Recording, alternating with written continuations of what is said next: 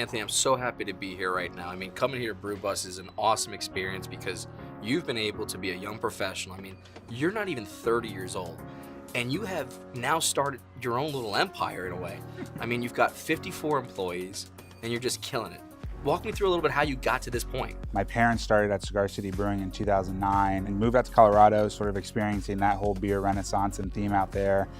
They had a similar tour concept and wanted to mirror it here in Tampa. What started your passion for beer and brewing it your own way? The idea was started in the end of 2013, and we really wanted to take beer for our passengers only. So we started bottling some beer at Cigar City Brewing, really small batches. We just started seeing such a great experience on the bus. We're like, hey, let's see what we can do in the market with it. Has craft beer really come into the forefront where it's not just this little niche thing anymore, it is here to stay? Absolutely. I mean, when we started back in 2012, we were in single-digit growth as far as craft beer compared to domestic. Now we're reaching close to that 20 and above percentage. In terms of retail dollars and economic impact, craft is far exceeding just its volume share. And what's so attractive about it here in, Florida and more in particular Tampa Bay area that we've seen such explosion in the craft beer scene? I think just the amount of quality beer coming out of this neighborhood and this city in general is driving attention. So why do you have such happy customers? What is it about Brew Bus that just makes them just so excited? I mean, we really kind of pride ourselves on the ultimate craft experience, anywhere from our buses to our craft cocktails that we've introduced, our craft food that we see here in front of it, and then our craft beer. So everything is held to a higher quality that we think. This is the evolution of bar food as a whole. I mean, what Max and his team is doing is just awesome. So how much of that has played into the successes of you as the business now? We noticed that people would come here for 1 or 2 beers and then leave and go visit Ella's for dinner or go visit the refinery. And it really wasn't a lack of, that we didn't have a good atmosphere. It's just we didn't have enough to offer our clientele. So at the end of 2016, we decided to bring on our kitchen. We change our menu actually every quarter.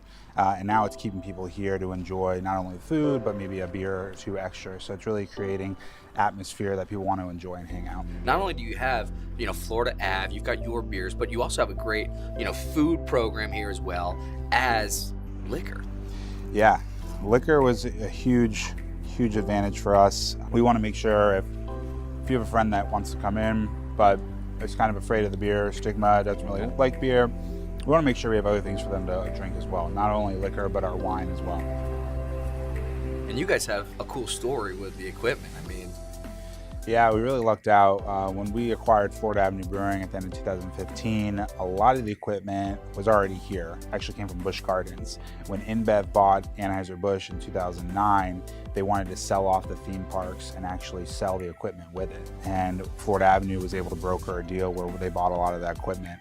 Really good American-made stainless steel. And you guys do a lot of events themselves. Like, walk me through a little bit of what Heights Unites is. The idea was to bring the community together after the Seminole Heights murder, and kind of wanted to just unite the community with music and art. We created a special beer, and then we also created a scholarship that would, with the proceeds of the event, we would donate back to a Seminole Heights residents.